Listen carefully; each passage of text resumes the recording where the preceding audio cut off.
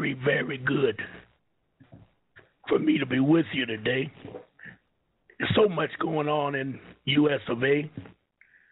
So many mishaps, so many confrontations with the police departments.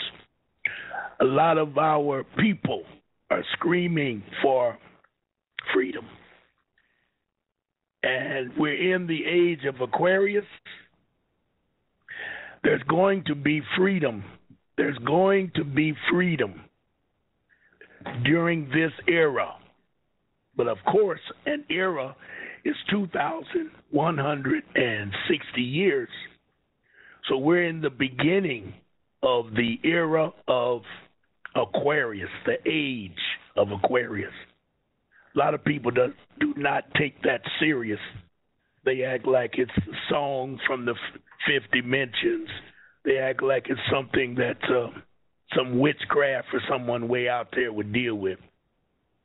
But I'm here to tell you that our ancestors, the Dogons and the Mayans and the Olmec, actually studied the atmosphere. They studied the ages of the cycles of the earth, of the solar systems. Don't ask me how they got up there. I have no idea.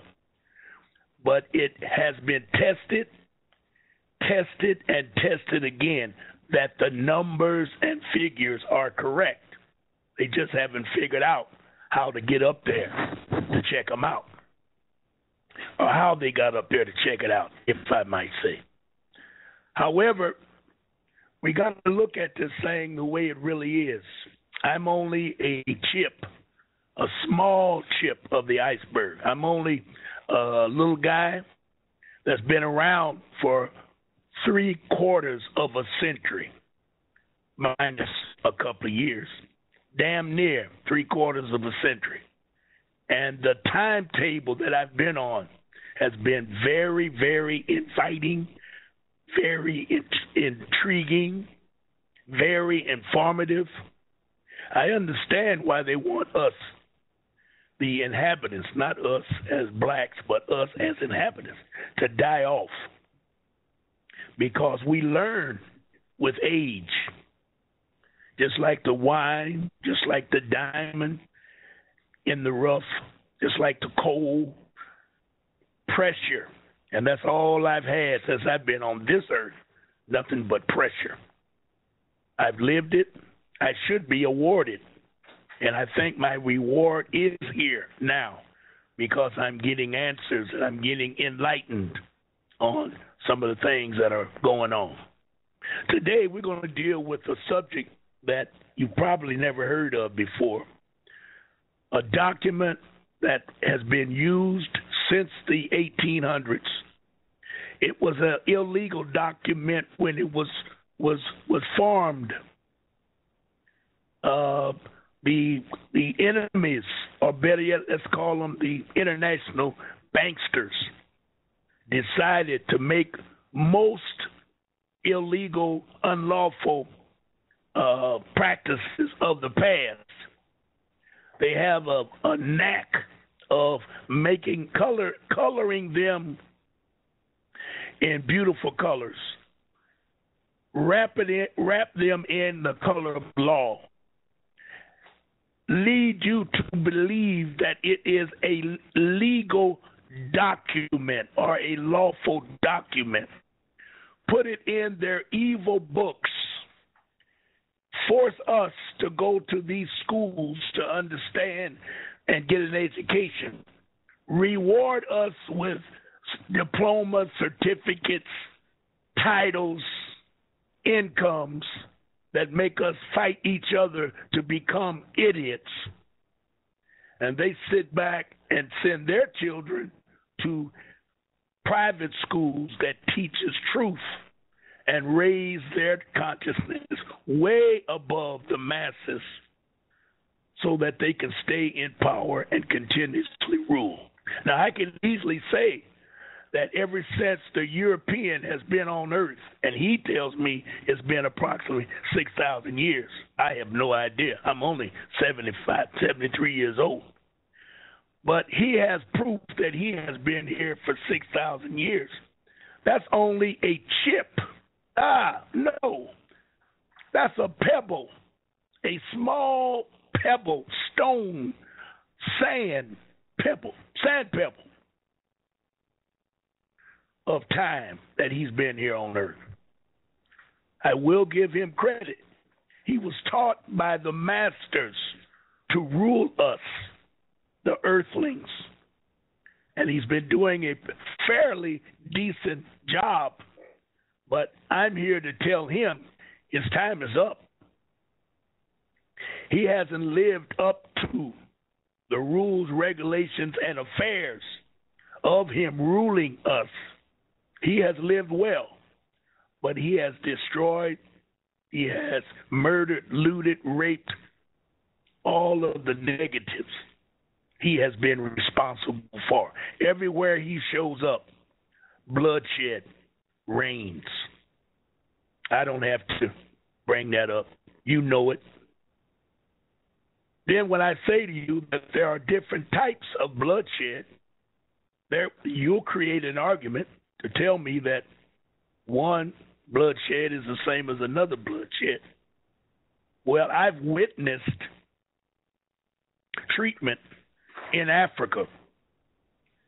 I know from history, I know from truth that man has always fought one another in order to survive. They fought animals and they fought each other. There's always been an inkling to take from the weak. Take from the weak and live well by keeping the weak in shackles. Well, I'm here to tell you that those days are leaving, because I was told that the evilness of the earth was only placed here by the Creator in order to chastise us, to come back to our ancestors. And when you look at what's happening in U.S. of A., you don't want to believe it. You look at it, you try to act like it doesn't exist. But we have turned our backs on our ancestors and moved into the comfort, the devilish comfort of the enemy. He's done it through many ways. But the truth, or the best way he did it, and the multitude that he sucked in, he imitated our religion. He imitated our spirit, put it on the table. And once he got it on the table, he began to finagle it, change it, misinform it, and make us believe that we should be going to the left when we were told by our Creator to stay to the right. You will think that I'm crazy sitting there talking this madness, because you don't need a cannon, a tank, airplanes, a nerve gas. You don't need all that madness in order to live in the comfort of your Creator. It's a matter of doing what is natural. Doing what is natural. You can reason. We all have a reasoning process in us.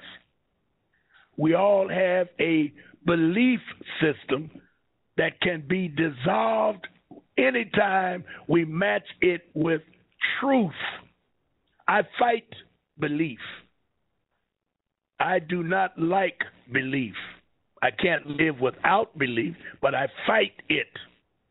And I fight it for the reason of proving a belief a truth, so I don't have to believe. I know it to be a fact.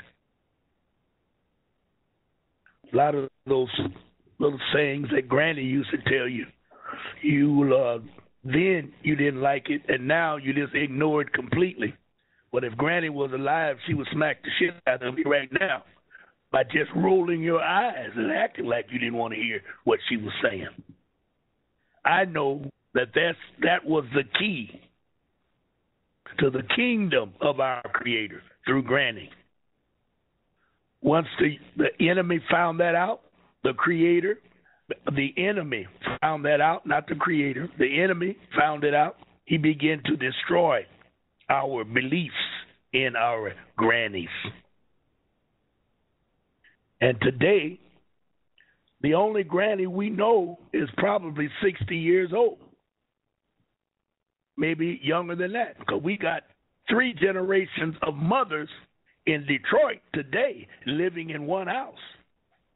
16, 17-year-old daughter, her 30, 35-year-old mama, and her 45, 55-year-old grandma, all living in the house together. That destroys the entire ancestral concept because no one is getting the teachings of Granny. So we will continuously suffer in this hocus pocus trick bag that we are in until we realize how we can get out of it, what's holding us in it, and what's the key to being free. I try to raise your consciousness to the level where you can look at it for yourself. I know where the truth lies. Truth lies in Granny, the concepts of Granny, the documents of Granny. Granny was a walking, live register of deeds. I don't care what you say. Boy, I don't know what that was. Yep. However, what we need to do is study what's been happening to us. And once we do that, we can get ourselves in line to know which way to go and what to do. So let's start today. And we're going to discuss the LIBER Code. Yes, the LIBER Code. The LIBER Code is a document that was set up by Stankin Lancon. I love to call him Stankin Lancon. By the President of the United States, Abraham Lincoln, the biggest enemy to earth today. And I believe that the powers to be, especially the secret orders, we got to always remember the secret order is what runs the United States. They've often said that the real George Washington was a German genius, if you will, that founded the Illuminati. Almost called his name, and I have to say it all in one word, but it'll come to me.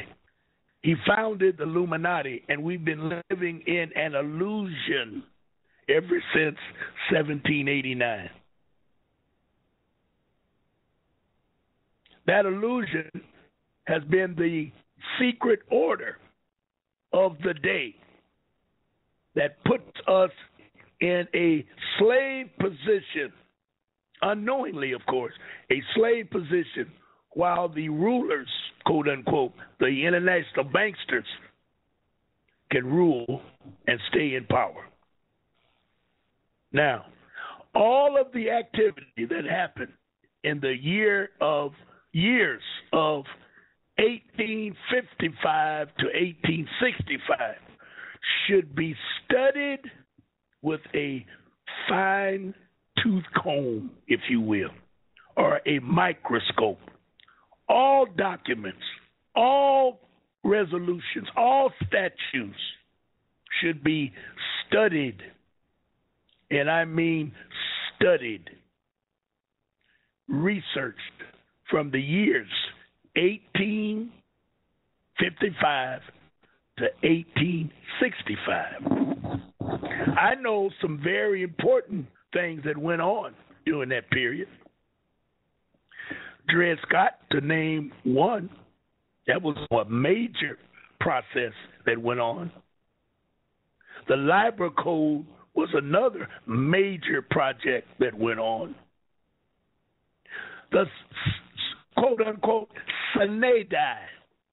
I'm wondering if anybody has ever looked that up so we can discuss Sinai. I think I may have to do a show on Sinai.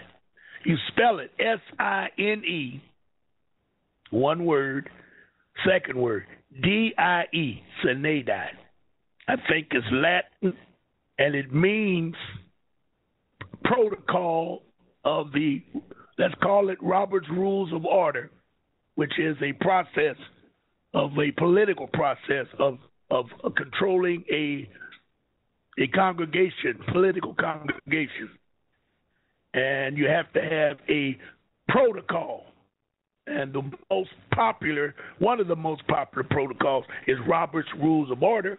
And they talk about Sinai anytime you shut down a meeting without first having a motion to shut the meeting down and having a motion to resume the next meeting with a time and a date. They claim that the activities of 1861, it shut down so abruptly that they never set up the proper protocol in order to resume Congress. Now, they took that disruption and upon themselves created a brand new constitution under Christianity and democracy. And of course, capitalism. Now, all you got to do is stop and think. They talk about the secret government. They talk about the invisible government. They talk about the illegal government. I just gave it to you. And I just told you how they did it with a barefaced lie based on a protocol known as Sinai. They went and found a archbishop. I think that's what you call them. Come out of that Catholic Church. Archbishop named Derek McLeod, any way you want to spell it. Put it in there. Put the year 1871 with it. And then put INC, United States of America, Inc. He found it through Delaware, the corporation, a corporation. And it was so close to the original Constitution that he changed one word and got it through the protocol. The original Constitution is called the United States Constitution for America. For America, F-O-R. Derek McLeod founded a corporation known as United States of America, and you don't seem to care or know that there's a complete difference by using that one, I think it's a preposition. It brings on a whole new concept. So there was several things they needed with the new Constitution. They needed a military call to support the Constitution, and they needed subjects to work the Constitution. You know, y'all should be taking down some pencils and get some pencil and paper and look this stuff up. Don't make me have to come in here every week, bring this up, and y'all sit back looking like, damn, where'd that brother get that from? Damn, I didn't know that. Damn, all that old crazy stuff. Look it up for yourself. Don't make me feel like I'm isolated. I'm not trying to cause nothing. I'm giving you history. He taught it to you, but you just didn't understand what he was laying on you. That's all. He used several issues to form this madness called United States of America that we are all suffering in debt from. Remember, debt. Debt. Everybody is in debt. You cannot live in America unless you're in debt. Unless you know what I know. I like that. Unless you know what I know. And I'll tell you a group of people who live in America that are not in debt. Let's call it a race of people. Let's call it a religious sect. I don't care what you call it, but there's a group of people known as the Jewish community that are not N-O-T, not in debt.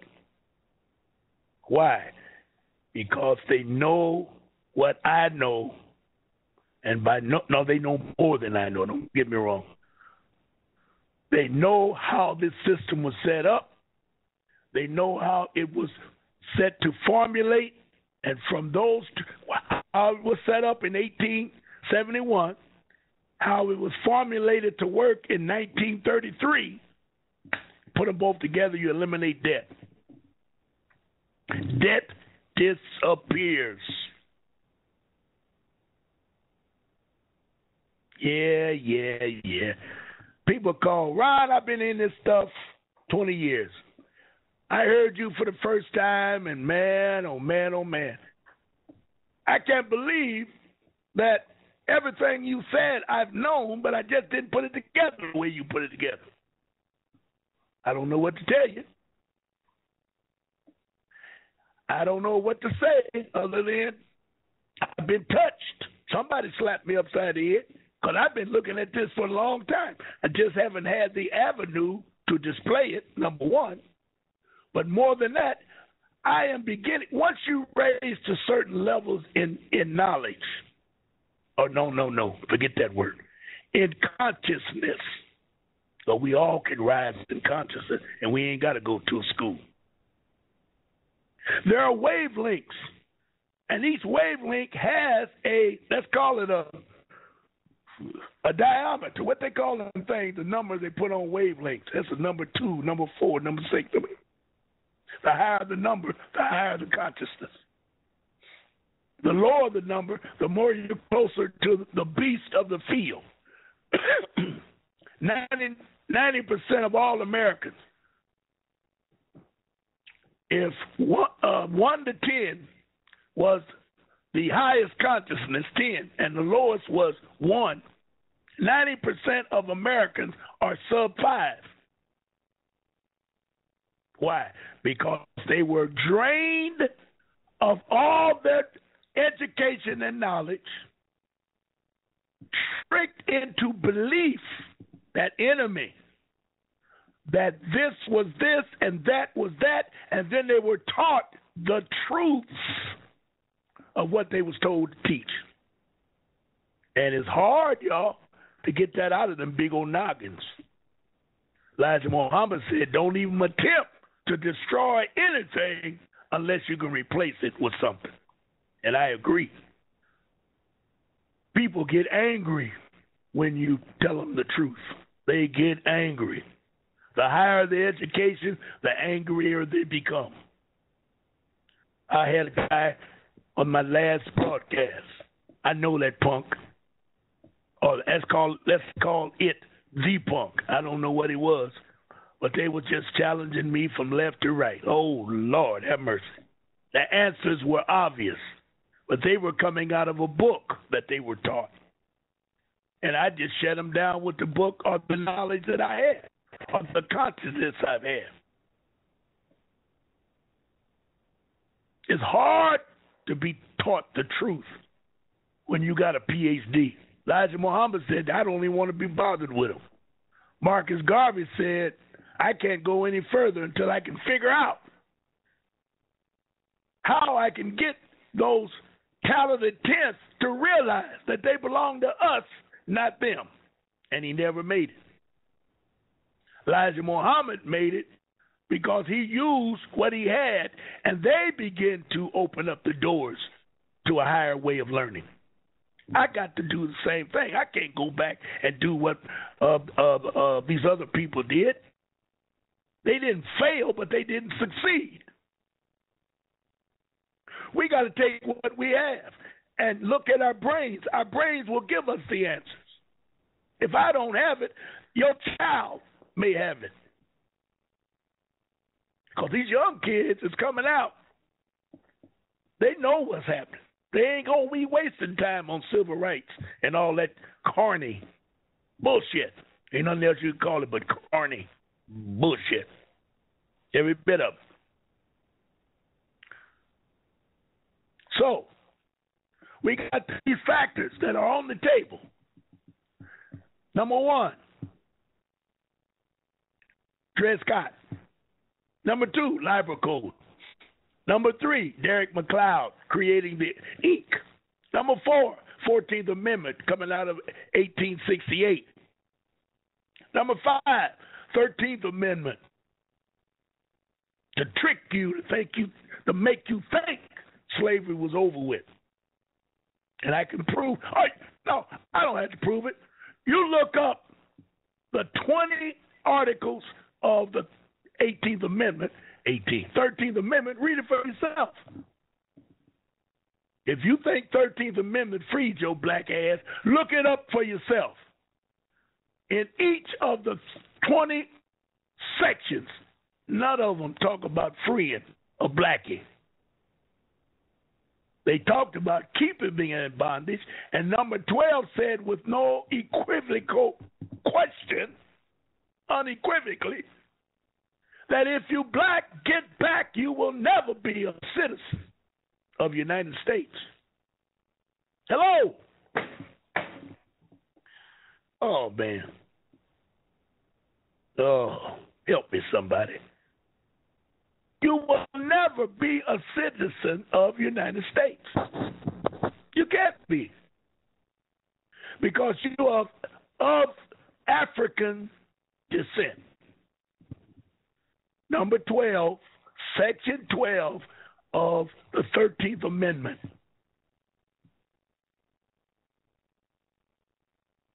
Nowhere have they ever said that you can be a part of, listen to my words, United States.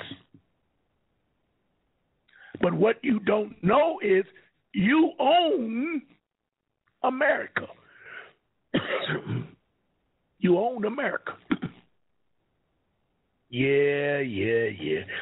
That's why they made it United States of America. Because they had to tag on to make you think that they, 13 colonies, owned everything. And then they taught it to you. They promoted you. They gave you certificates. They gave you benefits. And as you struggled for more income, you said you believe it. And I'm talking about all the way up to the president. I'm not talking about that Peckerwood neighbor across the street, or I ain't talking about that worse neighbor than the Peckerwood is that boule that live on the corner that teaches the Peckerwood how to treat you. That's what I'm talking about. That, or them Jack League ass preachers, or them so-called civil rights all-stars. These are the enemies of the people. The fraternities, the sororities, all of these so-called black secret orders, the Boulets, the 100 Gentlemen, the Jack and Jills. They're in every community. And they rub elbows nightly with the Peckerwood because the Peck don't know what to do. He's got money. He's got clout. He can do certain things for that snitch to make him live comfortable. But if he gets out of line, he got to go with the rest. Yes. They got niggas in Detroit right now that are still screaming that Emancipation Proclamation freed black folks. And they can't tell you that. It ain't written nowhere. If I say that Johnny Weissmuller could talk to the monkeys, that was old Tarzan, Johnny Weissmuller, for you youngins. If I tell you Johnny Weissmuller could talk to the monkeys, and you thought that you was a monkey, then you're going to say, yeah, he can talk to me every day. Yeah. So when they teach you that you were a slave, they can never prove that you are a slave. That's why there's no such thing as reparations for, quote, unquote, Negroes. Because they have never been in war. Now, they have been terrorized, murdered, looted, killed, raped black people. Dang, I did that. I got a problem with that. I got this new headset. I just got a blast that the sound went off. I got to figure out how to keep this baby on. The blast that I just received, the sound went off, and my switch went off. So I got to deal with that. Text me back, caller, and let me know if you can hear me now. Can you hear me? But it was off. It was red. Yes. Yep. And I don't know why. I got to figure out how to keep it up. Because if I bump it, it goes off. I can knock it off. I saw all the phone calls drop. That's why you over there. I'm over here. That's right. All right, good people. Let's get back. All you callers, if you can hear me, call back in. And it was my fault. I hit the wrong button. My engineer just told me, my producer just told me, after he called me an idiot, told me there, I got blast back. You're back, right back home. I know I'm an idiot. All right. So let's finish. Let's get on down to the nitty gritty. We're going to work with this daggum LIBER code. Now, the LIBER code was set up by Lincoln, and they say it was set up by Lincoln. See, anytime you do something in hindsight, you can almost do anything you want to do, especially if you look at the educational status of United States in 1850. Let's do it that way.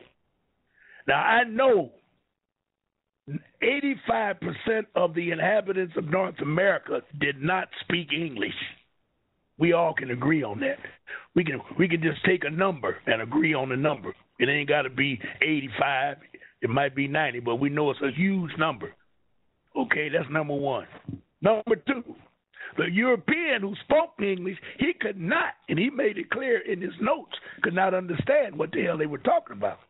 That's why he demanded for them, if they came into the colonies, that they must speak English. He does that today. There are places down on that Mexican border, they got signs up, you have to speak English when you come in here. I was down there in military, and I know when all the Mexicans that joined the United States Army, they would not let them talk. If a sergeant heard them talking Spanish, he'd give them Article 15. Now, with that being the case, we know that the LIBER Code, they're giving it a date of 1861, but what if? Let's think about this. What if it was 19? Before they got the telephones and televisions and YouTube and all that crap, let's make it a good 1910. Let's say they made that crap up in 1910 in order to make things work. Listen to me. You cannot trust this European and his cronies, so-called international banksters, so-called black pundits. They'll do anything to stay in power. Now, that LIBER Code had 95. Let me see if I can go and find the LIBER Code. I had that baby up, and I was trying to get to it quick. But rank and file, let me see. I know I'm gonna get it after break. When I come back, I'm gonna have it. But the LIBER Code was set up and printed rules, regulations. Still talking about the codes, yep. see what we do with codes, okay? To give them a working, that would give them a working format on how to handle certain problems, situations, and then told the American people that it was a legal document. No one can verify that the document was legal. No one. No one. Okay? So, see if I can get this code. I think I just saw it. Nope. I'm looking for the code, trying to be a smart aleck like I know what I'm doing. And proclamation of 73, British, nope. Okay, so I'll go back. I will definitely find it in the, when we do go on break. But the bottom line is, the LIBER code was set up for Lincoln to do anything he wanted to do with the 13 colonies without approval of Congress, of his Congress. Now, no one ever told him that he did not have control over the masses of people. This is what really blows people's minds. Who told him that he could do what he was doing? What rule or what do you call it, statute did he use in order to do what he did? Everybody would always bring up the fact that the country was in turmoil. They'll start talking about the LIBER code. I mean the Sine Die. You ask them about Sine Die, they change it and go back to the Civil War was on. He was trying to save the country. All kinds of bullshit, but never answers your question, who in the hell told him he could do it? Now, the next question would be, if he did what he did, how was it possible for him to use the LIBER code on the northern side of the United States when it was set up for the southern side of the United States? They even had a parallel. You know, they got the, I think it was the 41st and the 38, 34, and the 44th parallel, which is today or then was known as the Mason-Dixie line. But I got proof where this punk used the LIBER codes to free certain lands that was needed by the United States in order to shut down the knowledge of the black ancestors who had artifacts here in the United States. For all of you individuals that's ever been to Red Canyon, Yellowstone National Park, let me think about that other one, Grand Canyon, just to name a couple that I know of right off the top. When you go to those places, a large portion of land in those places are off limits. And they tell you they're off limits because it's dangerous for trappers and campers and what have you. European has never been afraid to go somewhere crazy. He does all kind of crazy crap. But no one goes into those off-limit areas. I have been told that the reason that they're off limits is because the government, so-called government of the United States, cannot destroy or distort. There you go. Even Mount Rushmore, there's another one of them big suckers, was put in an area where the Olmec had statues. I know. Why don't you believe it? The Peckerwood has never told you truth on anything. All of his history is a lie. When I bring up these points, you look at me like, Ron, you're crazy. Yeah, I might be. But I'd rather be proven crazy than to take your word for it. Who has knowledge of that? I think they call it Mount Rushmore. Where that shit come from? What was there before Mount Rushmore? Who in the hell would even think of? Think about this. Who would think of putting them punks up on the side of a mountain if something wasn't there before? And wouldn't it be a perfect place to distort whatever was there to put those other pictures in to change history? They call that historical revisionism. Nobody questions that. And would probably try to put me in jail for even suggesting. But they'll send some niggas to get me. That would be the part that would blow my mind. But they would probably put me in jail for even bringing it up because they don't want to discuss that. Leave that alone. Let's not get into that. All right, let's not. But somebody got to tell me something. I wonder why I just can't find LIBER code nowhere. Okay? But I tell you what, I know I'm going to get it if I go on break.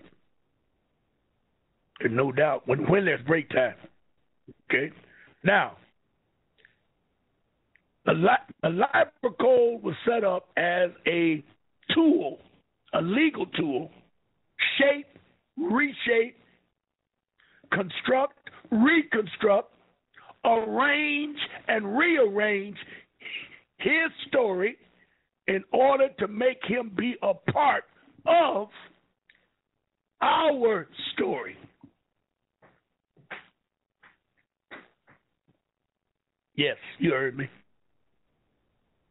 And since not only are we idiots, we're ignorant to the fact don't have a desire to even challenge the lies that they tell us.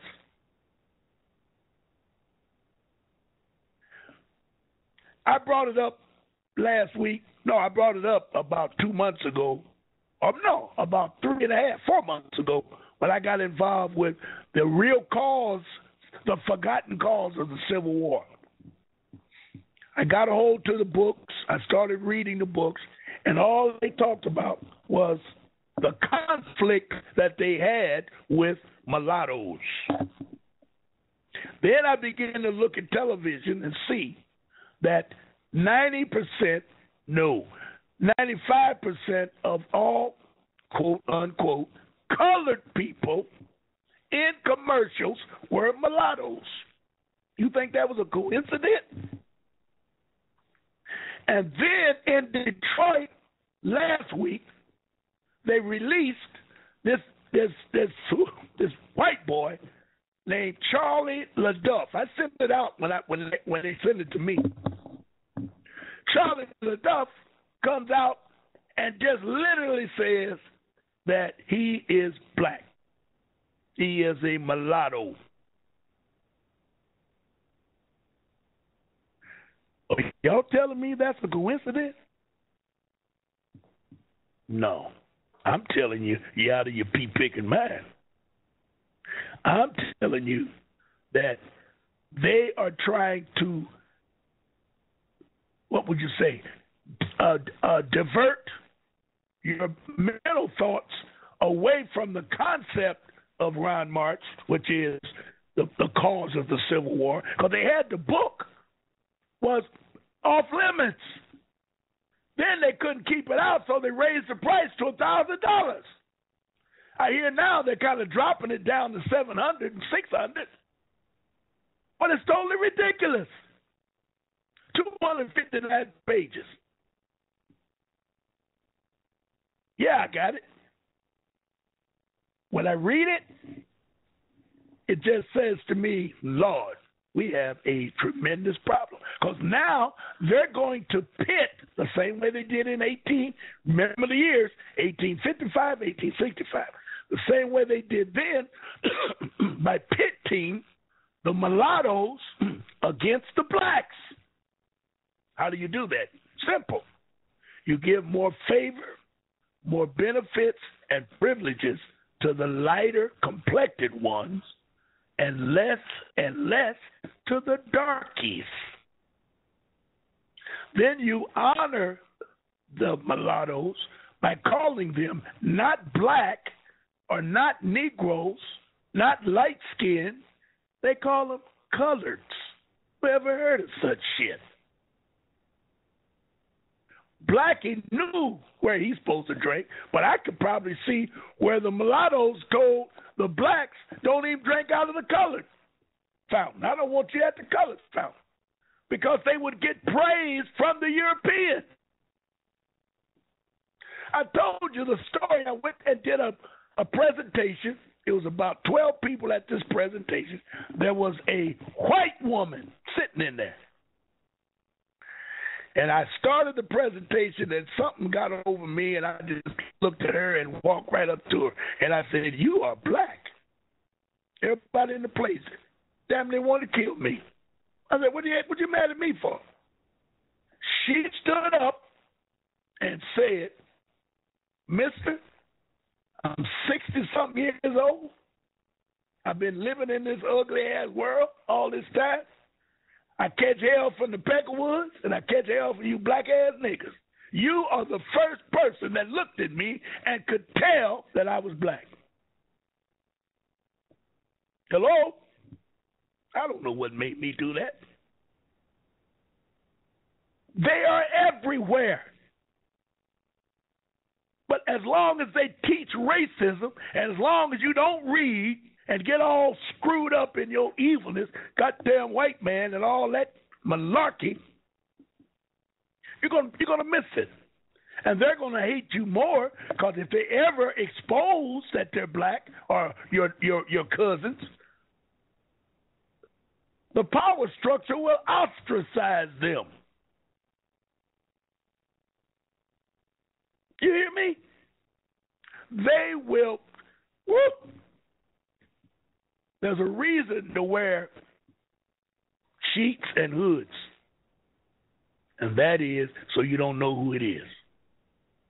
Your daddy or their daddy, who is white or passing for white, could lead a mob to beat his daughter's ass for revealing that she is black, because it jeopardizes him. Remember what happened down south when that racist bastard, he was a senator, died. What was that punk's name? He was a racist dog. He was first a Democrat, and then he was a Dixiecrat, and then he was a Republican. I'm almost looking at him. Anyway, he had sex with his housemaid, black woman, back in the day. And the daughter was living in the community as a white person. His mammy was black.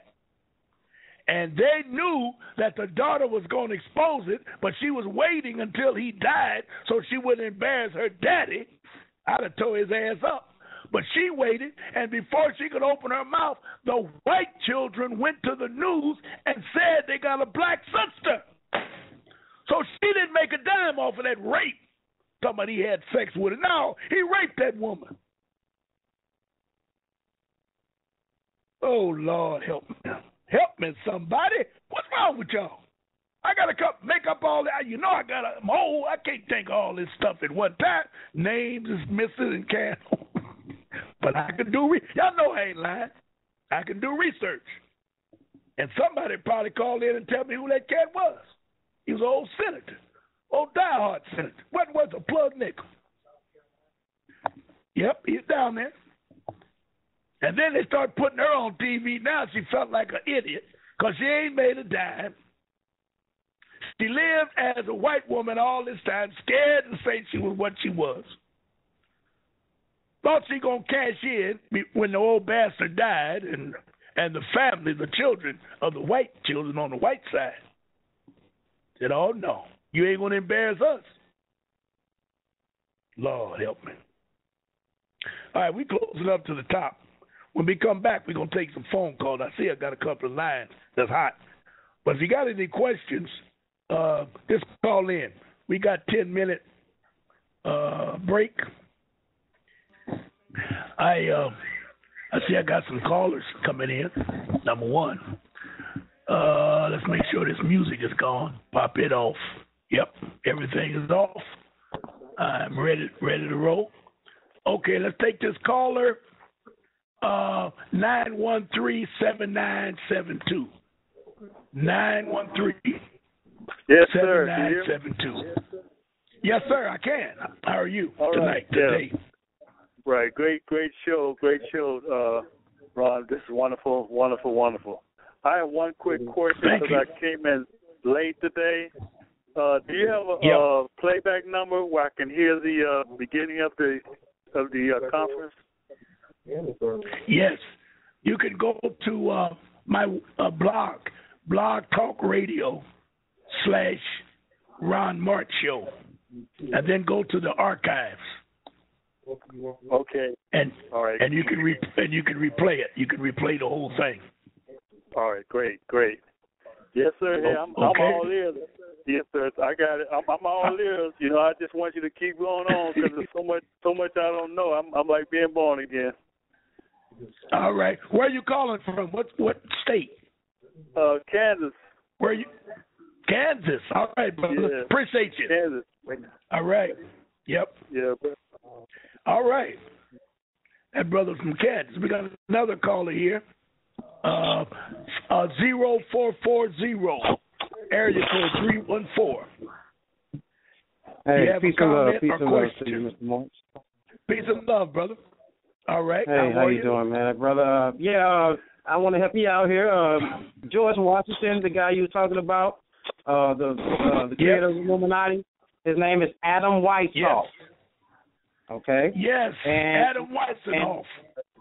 Yeah, and the senator you're talking about with the mixed daughter, named Strom Thurmond. All right. But check this out. I got good listeners. Yes, sir. Yeah, but check this out. On the Lincoln deal is this. Remember, Lincoln's just the president. He always got to answer to somebody. That's somebody that's higher than him, right?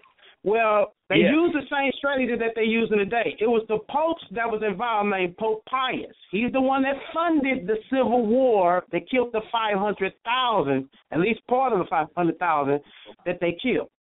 He was the funding of that. Whoa. And, yes. They influenced the Europeans in 1866. They passed the Papal Bull. The Papal Bull, that's what interfered. That's where the LIBER codes came from, because it gave carte blanche to the Europeans or whoever to own slaves or to transfer slaves through the many emancipations that was out. Remember, that was not only just one emancipation. There were several emancipations. There was the Cherokee emancipation, the Vermont emancipation, the Texas emancipation. Y'all can go on. And so these at that time frame, like you're talking about, between 1855 and 1865. So people need to go and study that. You understand? Yes, man. Oh, man. What about this bull? This papal bull? What year was that? The papal bull. Papal bull. Yes. The papal bull gave them the leeway or segue to do the LIBER codes or to interfere with that 1871 municipal constitution, to do what they want to do with the slave, slavery was an essential nature. Check that out. Yeah, buddy. What year did he sign that bull? What year was it? You can find it you can look it up online. Lincoln and the Pope. Yep. Okay. I thought you gave a year. That's the only reason I asked. That's the only reason I asked. I gave a year, 1866. June 20th, 1866. That's when the Pope signed the paper bull and put it out to override the Constitution. Check that out. And that's why Lincoln got killed. How about that? Man, because the Pope set Lincoln up. Lincoln was used Just like everybody, Lincoln was used by the Pope, the high clerics, to further out the operation of the high Jesuit order. So Lincoln was just a pawn. Check that out. But he was a powerful pawn. Yes, he was. He was very popular. He was very, very popular because he was doing things that was helping the mulatto and the European. And so I can see where he'd be a very popular guy. I'll be there. When you read it, yes, that's right. The mulattoes, most of the mulattoes down in Latin America. That's who the Pope was influencing to help them after 1866 in that second war to fight against the North. So they had both the North and the South going against each other while they sat back and watched the Super Bowl. Check that out. Wow. Everybody was used. Wow. Yes. Now listen, brother, I'm going to call you, and we're going to do a show together, and I'm going to give you a tentative date. Now, I better not do that because I got somebody else. But I'm going to call you between now and Monday, and we're going to set up a date, and you and I are going to do an open together as my co-host, and we're going to go through some of this information that you lay out. Okay? Would you be interested in that? Oh, man, that's why I called you, man. I want to get this out just like you. We're on the same mission, man. We're here to help each other. And because of you, because I listen to you, I know what I know. All right. I'll be getting in touch. I'll give you a buzz, okay? Peace and love. I really appreciate that, brother. All right, peace and love. Man, oh, man, oh, man. Man, oh, man, oh, man. This is more than a notion. I love it. We got another. Let's see what he got on his mind. 7994, area code 763. Are you out there, my good brother? Yeah, you know I'm out here. What's happening? Yeah,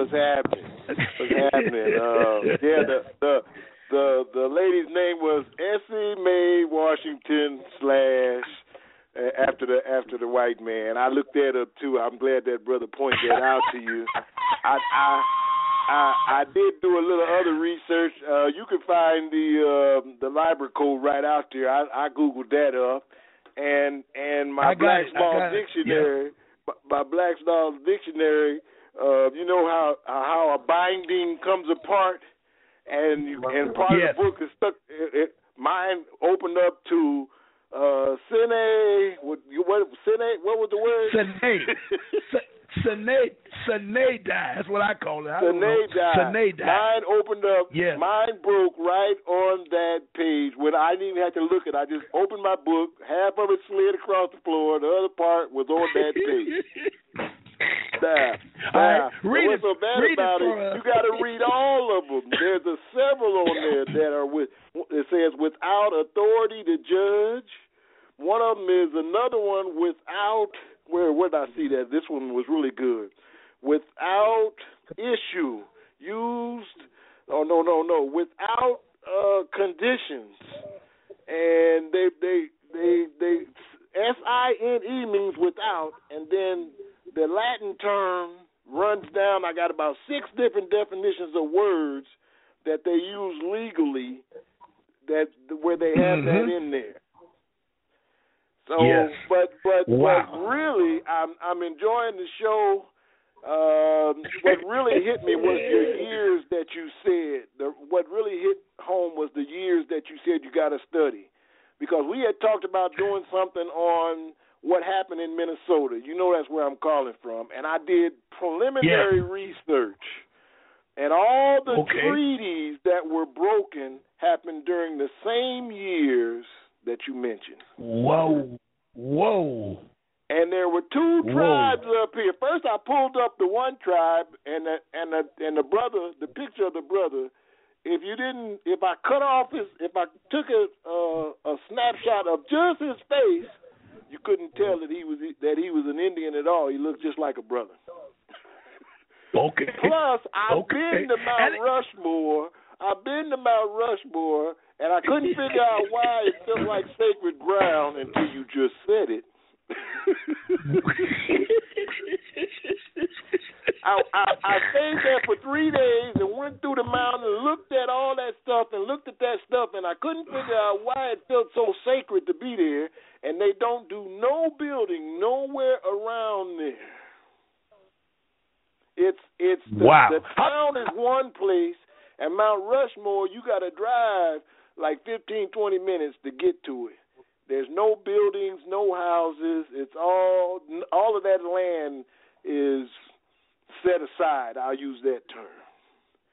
And up here, is it like? Go ahead. Wait a minute.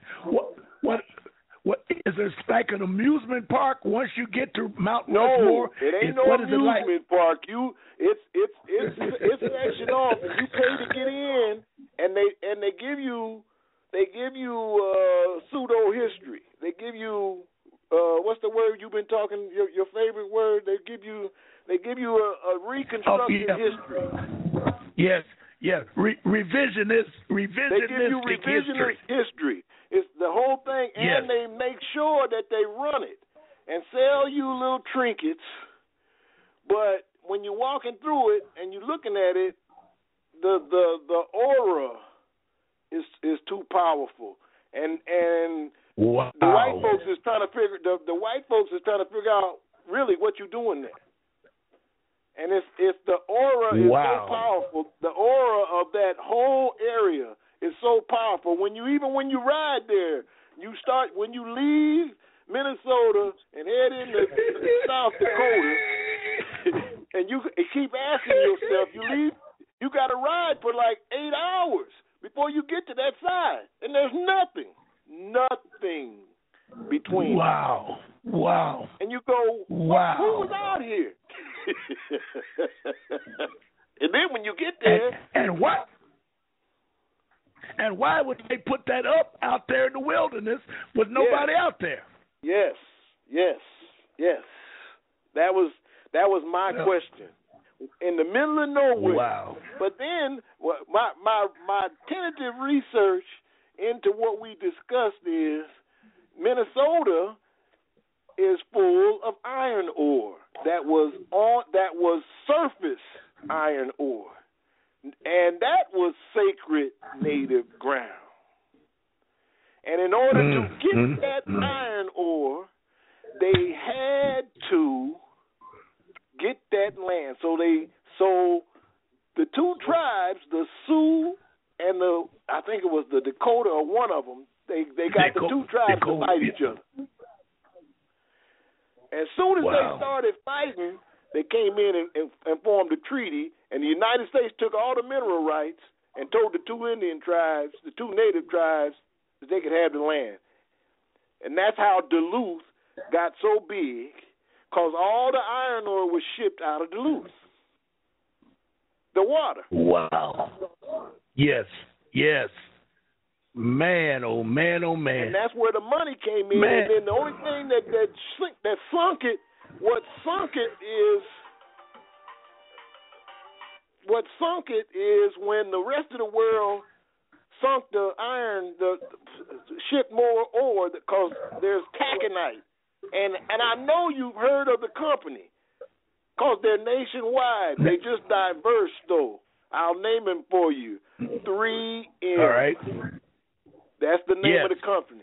Minnesota Mining and Manufacturing. That's the 3 M's. That's 3 M's. Mother McCready.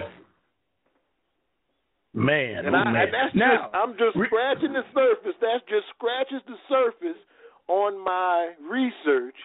But after what you say, all the treaties happened during the same time frame that you mentioned today on your show. Yep, those were critical. That was a critical period, those 10 years. A lot of things happened. There's a monument in Minnesota where they lynched 39 Native Americans. Who did that? That's what I read. Lincoln, through the LIBER Code, sent some troops. That's right. Sent troops. The troops. There you go. There's a monument. I'll send you a picture of it. I got a picture. They got a picture of it. Unbelievable, man. So everything, but when you ran that, I just sit here and I only researched 20 minutes. I only got 20 minutes in, and I kept saying to myself, I ain't gonna find nothing. And then I hit 3 things in 20 minutes, and I shook my head and turned you on, and then you drew the line, and everything came into focus. Man, oh man, oh man. Now, as you like to say, put that in your pipe and smoke it. One question. Tell me about the shooting of the police officer. They said it was a hit on that police officer in Minnesota. Have you looked into that yet? I just saw that too. And they're trying to say that they're saying that it was all he was attacking his ex-woman. That's the story. And the policeman just happened to be out there after another call and caught him, and I read what they wrote, and I just looked at it because I hadn't heard nothing about it until I looked it up. I was spinning through, and I saw it when I saw Miss Williams, Miss Effie Mae Washington Williams, the daughter of the Strom Service. Did you know about that? Wait a minute. Did you know that there was a daughter? Oh, okay. Yes. Lord have mercy. Yes. All right, Roy. And she looks like a mulatto. Yes. Unbelievable, man. And he hated black people. Why is that?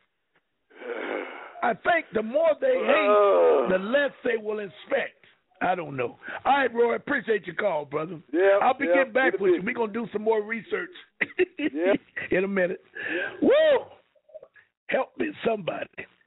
Unbelievable. All right, good people, y'all got to get in on this. This is some heavy stuff. But we got time now to deal with the LIBER Code. I found it. I looked it up. I'm getting this from the Lillian Goldman Law Library, Yale Law School. I'm getting some feedback here. I don't know where it's coming from. But they got the table of contents broken down into sections, and there are 10 sections, and there looks like it's about 157 articles per the 10 sections.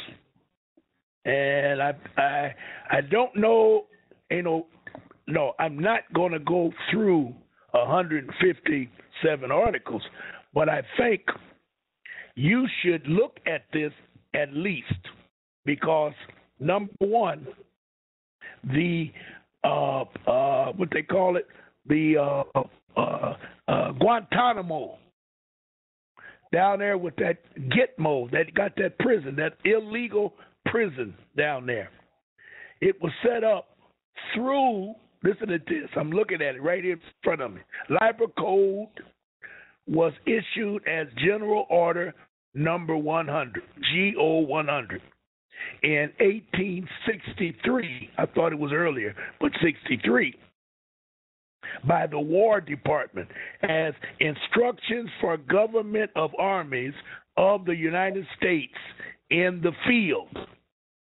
Francis LIBER, who was the bastard that put it together, was tasked with preparing it by General Halleck, Hallect, following the proclamation of martial law by President Stankin Lancon in September of 1862. The general order is described by the Judge Advocate General Legal Center, the Judge Advocate Legal Center, who in the hell is that, and School Alumni Association as this directive, General Order Number 100, known as the LIBER Code, outlined the Federal Army Code of Conduct, during war, as well as the institution of martial law. Now, let's stop for a minute. This was a directive. And we know today that all general orders from the president are non-binding because it only pertains to the citizens of United States. And notice how this is read. They never say United States of America because, again, I'm going to remind you that those are two different entities. Derek McLeod united the two in 1971 in his individual for-profit corporation known as United States of America. Now, the first part of this sentence that I read is outlined the Federal Army Code of Conduct during war. Now, in our lifetime, I'll say our because I'm 73, and it includes you. We did not live in a wartime. There was never a war declared in my lifetime. You may want to bring up the Korean conflict. They call that a conflict. That was not a war. You may want to bring up Vietnam. You may want to bring up Desert Storm 1 and 2. Or you may want to bring up ISIS. All of that is bullshit. Nothing but complete BS. Now, there has not been a war declared. World War I was declared and World War II was declared, but that was it. Now, it says, as well as the institution of martial law. Now, there has been martial law declared. They declared that in Detroit in 1967.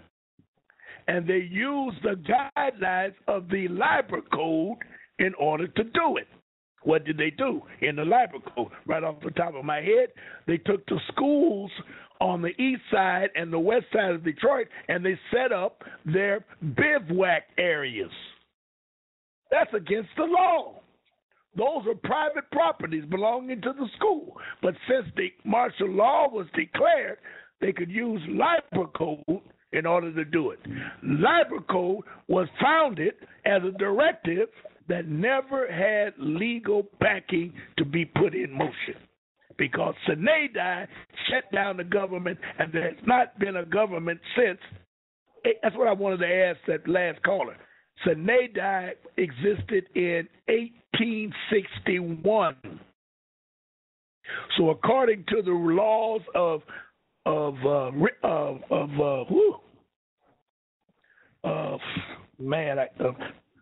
it ain't coming to me. The laws of Robert's Rules of Order. According to the laws of the Robert's Rules of Order, you cannot move forward if you have declared Sinai. Everything stops. Now, continually. It would later become the basis for all international treaties. Now, they're going to move this into the international arena. Not only have they fooled the people of America to believe this is some good shit, now they're going to move it into the international arena. And you can do it like I'm going to research these bulls, this papal bull, 1866, June 20th. I'm going to look at stankin lancon ass with the Pope. I'm going to look and see of the number of people that were demolished, murdered, killed, lynched under the orders and guise of the Catholic Church. Come on, y'all. Wake the hell up. Wake up, you mighty race. Unbelievable. Okay. Now, they use it. It would later become the basis for all international treaties, including the Hague Convention in 1907. That's nearly 40 years. Almost 40 years later, they still using it. And the General Accounts of 1954 of the Geneva Accords. They have been moving, excuse me, they have been moving on directives, laws, rules under the color of law. Nothing official by the people. By the people. But we have been duped in believing that we are part of all this madness when we are not. But as long as you are a 14th Amendment citizen, you are a part of this debacle. How do you declare yourself not? A notice of declaration. Anybody can write a notice of declaration. Google notice of declaration and see that it's only a statement that all of this madness that you never voted to be a part of, you as your, I hate to use the word Christian name, but you as a Christian name, nah, don't even do that. Don't do that. Because you're still going to be tied in because they got your birth certificate. That's why I'm going to announce today, and I'll wait another 10 minutes, but I'm going to announce today that everyone that can hear my voice must go to the records of vital statistics of your birth state, SOS, Secretary of State, of your birth state. And you must fill out a form to get your vital statistic birth certificate. Now, I'm not going to tolerate nobody calling me, emailing me, talking about, Ryan, I got mine. I'm telling you now, you don't have it because you don't know what the hell I'm talking about. So how the hell you going to tell me what you got? I can tell you now, you don't have it. That piece of crap you got is your birth certificate of your straw man. Look at it, and you'll see there are two dates on your birth certificate. Why are there two dates? One date you were born, and that's the vital statistic, and the second day it was filed as your straw man. The straw man was born on the second date. Damn it, don't email me. Don't call me, and don't ask me the bullshit. Right, I got mine. You don't have it. I can't get any plainer than that. I'm not going to waste my time talking to you or emailing you to tell you you don't have it. I'm going to try and say it one more time. You must go to the state of your birth of the Secretary of State. SOS, Secretary of State. .gov. Go to the area of vital statistics. Once you get to the area of vital statistics, look for death and birth records. Tap it. Go into there. You will see a listing for birth certificates. You want a birth certificate that will be authenticated. I don't know. I don't even know why I said that. But I'm hanging up. I'm telling you, I'm not going to repeat this. I done got enough calls already bugging the hell out of me about it. I don't have time to tell you over and over again. You don't have what I'm telling you you got to get. The one you have came from the county, and I didn't mention county at all. Yours came from the health department. I did not mention health department. Ron, mine's got this. Now I don't give a damn. If it doesn't say from the records of Department of Vital Statistics of the state of your birth, where they ask you, do you want it to be apostilled or authenticated? You don't have it. You want it to be authenticated.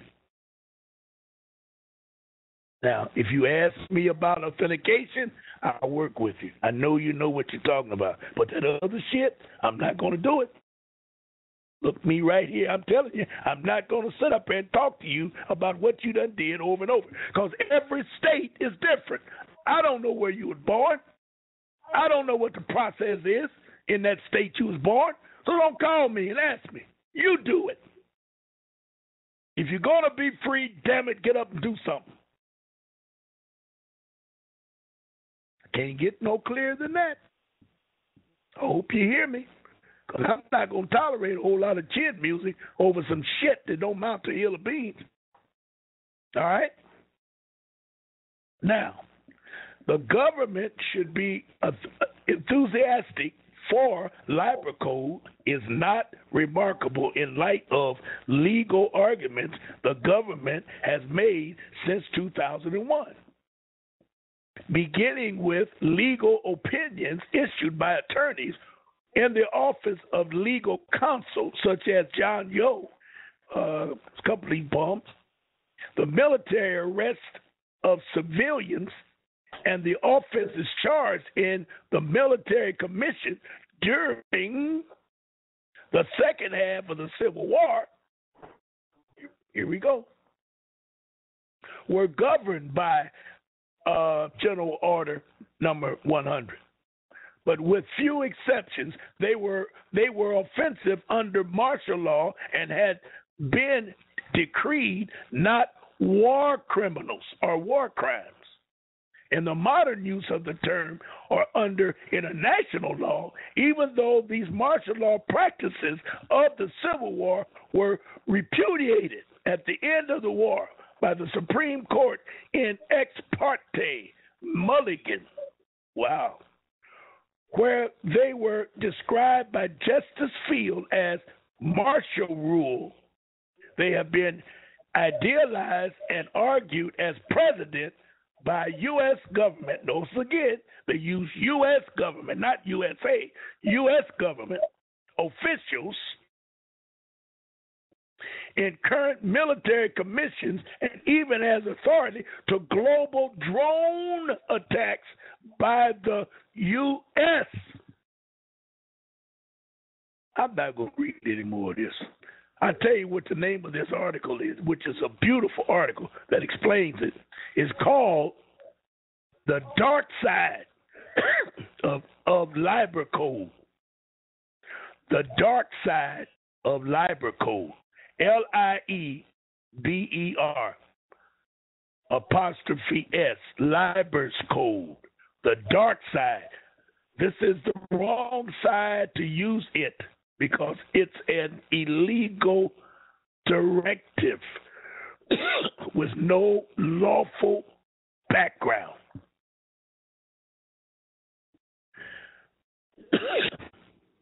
Okay? Now, here we go. Let me tap this. It might surprise the commentator above, perhaps, to know that 150 years of legal development has taken place since the Civil War, both in human rights laws and international humanitarian laws and law of war. But it probably wouldn't alter his thought. He's not alone in harking back to the Civil War as a hallowed period of our history. That's their history, not ours. Their history. Which it was with the overthrow of slavery. Lord have mercy. They never overthrew slavery. Slavery is legal today. Oh. All you have to do is ask for a definition of slavery and then look at yourself. Anytime you cannot own anything, everything that you think you own, not only have you paid for it, you got to continuously pay taxes on it, and they tell you it's a legal process. How can you not be a slave? See, you need to know what a slave is before you start talking about freedom. That's why I do what I do the way I do it. I try and show you the consciousness of the people is so low, and I told you, if freedom was 10 and one was, I don't want to use the word slavery, detention, 90% of Americans would be a sub-5 in slavery and don't even know it. Have no idea. Anytime a police officer can pull you over for either speed, whatever, every law that's been so-called used is an illegal law. And I can prove it in your state constitution. I think I did that. If you tune in, there you go. Tune in this Wednesday when I do part 2 of the birth certificates at 6 p.m. Eastern Standard Time. I've already started from 1606, and we are around 1928. We haven't even got to the issuance of the birth certificate. And I've already received 10, 12 phone calls on a remarkable presentation about the birth certificate, and I haven't even got to the birth certificate yet. And I told them, if that was tough, get set for a ride, because when I drop this next one on your butt, you'll be flying a kite. It's unbelievable. And I have to, what can I say? I want to accept I don't know how to even say it, but most people say the way I present my information is so clear that it's almost like new information, but it makes everybody be in the same room because you've already been taught this trash. But the way they taught it to you enslaved you, because they left out certain things. And I haven't broken any law. I haven't promoted any type of violence. I'll say now that I love everybody. I love that old preacher thing. I love everybody. Understand? It's them that hate me for telling the truth. That's the problem. Here we go, and let me run this before I get back to next Wednesday, 6 p.m. Beverly D. and I'll tell you in a minute. Well, all of the human rights, civil rights, laws of war, all of that has changed everything. But in every other regard, it was still the 1860s, and Lincoln presided over the ongoing ethnic cleansing of Native Americans. Good God, man.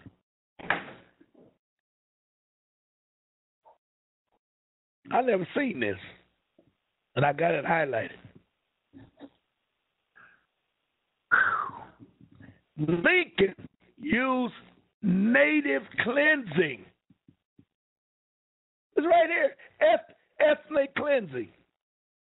And these punks was up in arms during the Bosnia War because that general over there in, I want to say Mecca, but I can't name the country, over in Bosnia, was killing those Christians. And he announced it. No, United States announced it was ethnic cleansing. What is the police department doing to Black America? Ethnic cleansing. Come on. Say it.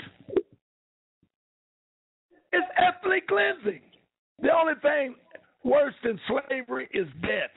A debt. Everybody's in debt. Ethnic cleansing. Killing black youth is bigger than genocide. I'll read it again.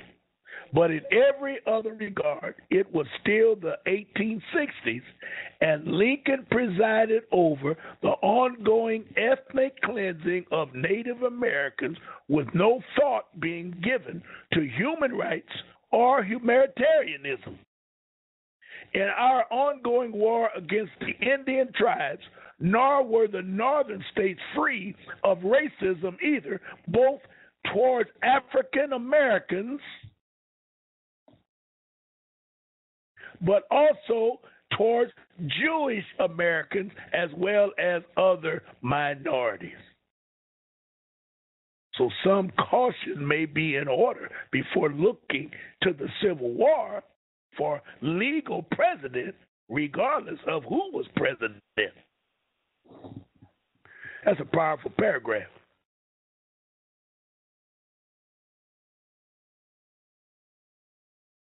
And I can imagine who wrote that paragraph, but I'll just let it go. I'll let it go for now. The brother that called in mentioned there were over 500,000 people of color were murdered during the period of ethnic cleansing. We got a caller here. Like a caller's been waiting for a while. Caller 7919, area code 803. Do you have a question or comment? I have a comment. This is Ron. This is Hakeem. You met me at Jonas' house when I did the satellite. Oh, yeah, brother. Ago, remember me? How are you? Hey, what's going on? I'm doing great. That's good, man. I love you. Yeah. I got on the phone here, and I wanted to share something with you. I've been doing some research at the South Carolina archives, and I pulled out about 4 constitutions. And one of them struck my interest. It was in the Constitution of 1836, and it said, every free white man of the age of 21 years being a citizen of this state and having resided therein 2 years previous to the day of election, and who hath a freehold of 50 acres of land or a town lot. I'm not going to read the whole thing, but what stuck out to me is that every free white man. Keep reading. You're all right. Yep. Freehold acres of land or a town lot of which he hath been legally seized and possessed at least 6 months before such election, or not having such freehold or town lot hath been a resident in the election district in which he offers to give his vote 6 months before the said election, and have paid a tax preceding a year of 3 shillings sterling towards the support of the government.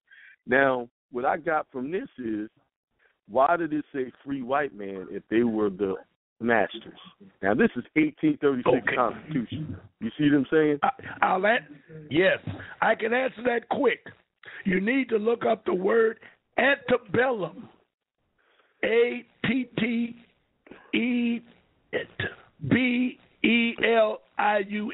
Antebellum. Antebellum was the period before the Civil War, and post-antebellum was after the Civil War. We, you and I, ran everything prior to the Civil War. Yes, I'm in full agreement with that. Yes. Yes, yes.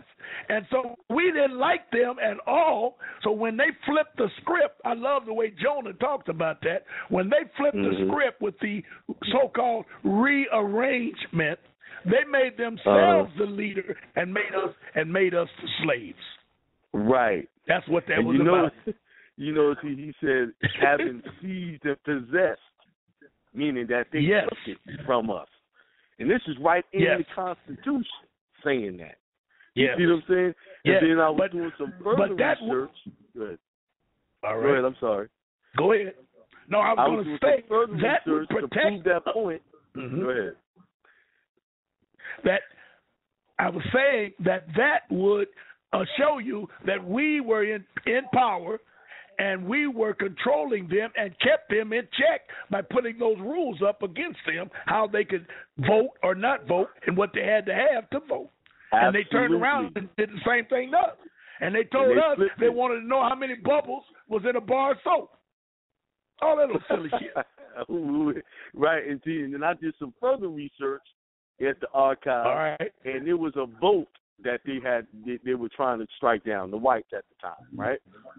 And the registered voters was 80,000 black and 47,000 white. Now, if they were in control, how come it was so much more black registered voters at that time?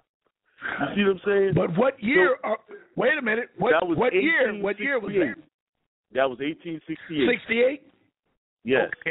Okay. In South Carolina. Yes. But see, all right, hold it. Sine die, as I say it, was a line they used to cut off history as of antebellum and post-antebellum. Everything could not happen immediately. So some of those places, like what you just mentioned, they were still in power in different places, especially in the South, because the South won the war. The South won the war. So it had to take 1868 to make everybody 14th Amendment citizens, and then they would attack through Jim Crow, black codes, and all of that Ku Klux Klan shit in order to get rid of that 40,000 because the power base was too big for the Republicans. And you bringing up a good point that I haven't talked about, and that is Lincoln told his generals, listen to this, Lincoln told his generals, once you take land going toward the South, burn and loot all of the farms so they could not regroup and attack us later. So burn the barn, the crops, the chickens, and everything. So they were dealing with people that were not even in the war. They was destroying everything as they went down. Right. And that would knock. And that would. No, I was going to say that would knock that 80,000 versus 40,000. It would flip it damn near overnight by them destroying everything that the black folks owned. They would burn it and loot. Right. Yes. And to further prove that we was in charge, the South Carolina state flag is a crescent moon and a palm tree. What other country you know that represents that crescent moon and palm tree? So they took our symbols. You see what I'm saying? And used them for their own. And when I try to research why do they use the crescent moon, all of the white historians were saying they don't know why. They can't understand. Because that was us during that time. Because but yet they knew everything else, but they couldn't tell you that. They knew everything else. Let me tell you something else. Let me tell you something else you need to research. It's going to blow your mind. When the 13 colonies declared themselves with the Declaration of Independence that they wanted to be free, they had to have a flag. Guess where they got the flag from? The Moors. Guess what the flag was? The rebel flag. We gave them the rebel flag. Right. Unbelievable. Well, a lot of people and now we were Republicans. We weren't Democrats. We were forced into Democratic because the KKK came about and was going around killing all the Republicans. If you didn't vote Democrat, you were dead. They were killing them. Right on the courthouse steps, they were killing people. Yes. Right. Yes, brother. Yes. Yes. And we got the Civil Rights All-Stars march down into Carolina every year trying to make somebody take that flag off of the courthouse and take it out of existence. And the flag belongs to us. We gave the flag to them. Right. Now, it's crazy. They just flipped everything on us. Yes. How stupid can you be? And as long as they go, white man is going to support them. General Motors will give them buses. Chrysler will give them food. Them niggas are singing "We Shall Overcome," going to say, oh, Lord, help them Negroes. And they all get out and sing and march and sing and march and don't know what the hell's going on, won't read, won't study, and they talk about they want to be free. It's madness, brother. You know, the thing is, we believe in what we've been told, and that's it. And we won't look totally correct. And you try to tell somebody, you're totally they correct. look at you like you're crazy. Yes. So. Well, tell them one. All right, I got one more call. I'm gonna try to get that in, brother. I appreciate you. Okay, brother. And good talking to you. All right, thanks. All right. Yep. I tried to get out of there. Come on, hurry up, help me. Let me put this in anyway. Yes, caller, 8535. You got about 60 seconds. Can you deal with it? Area code 585. What up, Ron? Hello.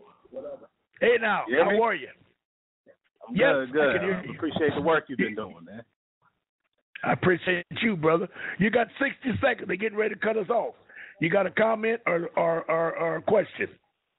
Yes. How do you feel about the people who say that the birth certificate is void ab initio, I believe the term is, and that we shouldn't even be dealing with it?